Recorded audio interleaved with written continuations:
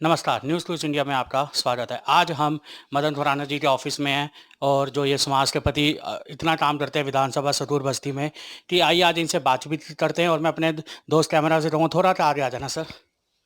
आगे आइए और थोड़ा-सा। नमस्कार सर। नमस्कार तरुण जी। सर जिस तरह से दिल्ली में जब से दिवाली गई है, जब से कोरोना के पेशेंट हद से ज़्यादा हो रहे हैं और मौतों का तो सर आंकड़ा ही नहीं पता चल रहा है सरकारी में भी। और जिस तरह से मीडिया में बताया जा रहा है 108, 115 हर तरह के और सरकारी में बेड की घोषणा नहीं हो रही और आईसीयू में तो हालत बुरी है। क्या कहना चाहेंगे सर दिल्ली की हालत? मुझे अब ऐसा लगने लगा है कि कोरोना की जो लड़ाई है, वो लड़ाई कोरोना से ना होकर राजनीति लड़ाई शुरू हो गई है। पहले केंद्र सरकार ने बहुत बड़ी गलती की, कोरोना को बहुत हल्के में लिया। अब हमारी जो आम आदमी सरकार, दिल्ली की सरकार है, उन्होंने भी कोरोना को बहुत हल्के में लिया। जब कोरोना दिल्ली में आया तो उन्होंने कहा हम कोरोना से 4 कदम आगे चल रहे हैं। शायद यही स्टेटमेंट दे दे के उन्होंने लोगों को इतना बहला दिया कि आज लोगों की संख्या जो इतनी ज़्यादा मर रही है, लोगों की लाशें पे जो राजनीति की जा रही है, क्या वो आम आदमी पार्टी है, क्या भाजपा सरकार है। लेकिन भगवान इनको कभी माफ़ नहीं करेगा कि इंसानियत डूब चुकी है, इंसानों की लाशों पे राजनीति की जा रही है। ये बहुत दुख की बात है। हमें मिल के लड़ना चाहिए। मैं ये नहीं कहता कि किसी भी राजनीति को, कोरोना एक महामारी है जो पूरे भारत को ख़त्म करने पे तुली हुई है, तो इसको हमें राजनीतिक मुद्दा ना बना के हम सब पार्टियों को मिल के लड़ना चाहिए। ये इन्हें सोचना चाहिए कि एक दूसरे को नीचे दिखा के राजनीति करके ये बहुत गलत बात कर रहे हैं। भारत देश की जनता जिन्होंने इनको चुना है, वो इनको कभी माफ़ नहीं करेगी। आप देखिए, ये कहते हैं सरकारी हॉस्पिटलों में हर चीज़ की सुविधा है, और हमारे जो यहाँ के स्वास्थ्य मंत्री हैं सत्येंद्र जैन जी, उनको भी प्राइवेट में जाके इलाज कराने पड़ा। अगर सरकारी सुविधा इतनी अच्छी थी, इतनी सुविधा थी, तो फिर उन्हें प्राइवेट में जाके इलाज क्यों कराना पड़ा। मैं पूछना चाहता हूँ, एक गरीब इंसान जिसके परिवार का अगर एक सदस्य चला जाता है तो उसके परिवार पे कितने दुखों का पहाड़ टूटता है, ये शायद भूल रहे हैं। भगवान इनको कभी माफ़ नहीं करेगा। और मैं इनसे कहना चाहता हूँ कि मतलब कि भारत की जनता से कहना चाहता हूँ कि अपनी सुरक्षा खुद करें।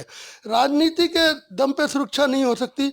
कभी वो कहते हैं इतने बेड बढ़ा दिए, यहाँ पे ये कर दिया, केंद्र सरकार से बात हो गई है, बेड बढ़ रहे हैं, टेस्टिंग हो रही है।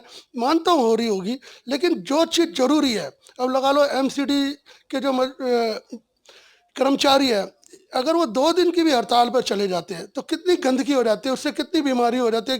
कोरोना के साथ साथ डेंगू भी, और हर चीज़, बुखार, कितने प्रकार के पूनिया।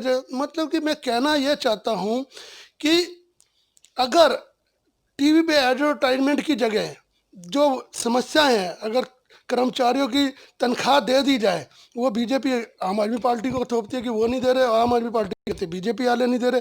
अरे यार, उन कर्मचारियों की तनख्वाह दे दो, तो जनता तुम्हें हर चीज़ के लिए माफ़ कर सकती है, लेकिन अपनी ज़िंदगी से खेलने के लिए कभी माफ़ नहीं कर सकती। सर, जैसे आपने कर्मचारियों का नाम लिया है, अगर मैं थोड़ा-सा पीछे जाऊँ, शीला जी की जब सरकार थी और एमसीडी भी थी और यहाँ तक कि अटल की जब सरकार थी, तब भी सर इतना क्या उस समय भी जो कर्मचारियों को सैलरी मिलती थी, उस समय भी इतना कोई इश्यू नहीं था। आज ऐसा क्या हो गया जो कर्मचारियों को सैलरी भी ना के बराबर मिलती है और उनका जो घर परिवार है, किस तरह से रहता है, वो सर उसी से पूछिए जिसकी हालत बुरी।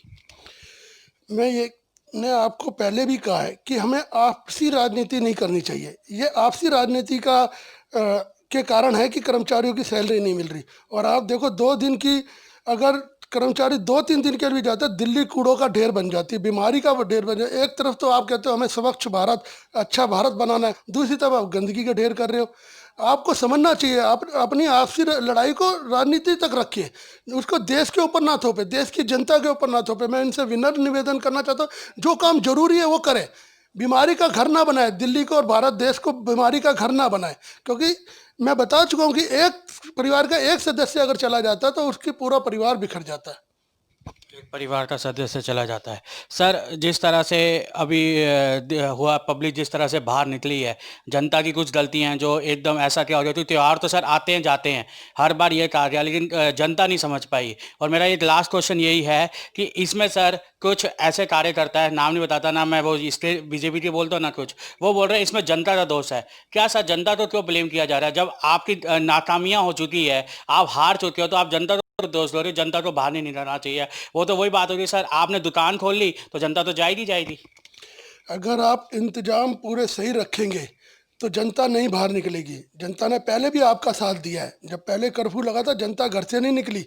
तो अगर अब भी आप सुचारू रूप से अपने काम करते तो जनता बाहर ना निकलती। अगर बाज़ारों में आप पूरे वॉलेंटियर रखते, बाज़ारों के लिए पुलिस का और जो भी प्रशासन अगर पूरा अपना, आज भी तो SDM वगैरह जा रहे हैं, लोगों की फैक्ट्रियों में जा रहे हैं, आज भी तो चालान काट रहे हैं। अगर वो पहले किया जाता, त्योहारों से पहले अगर मार्केटों में ऐसा किया जाता तो मैं नहीं सोचता कि जनता बाहर निकलती। उनको भी अपना, हर इंसान अपनी ज़िंदगी से प्यार करता है।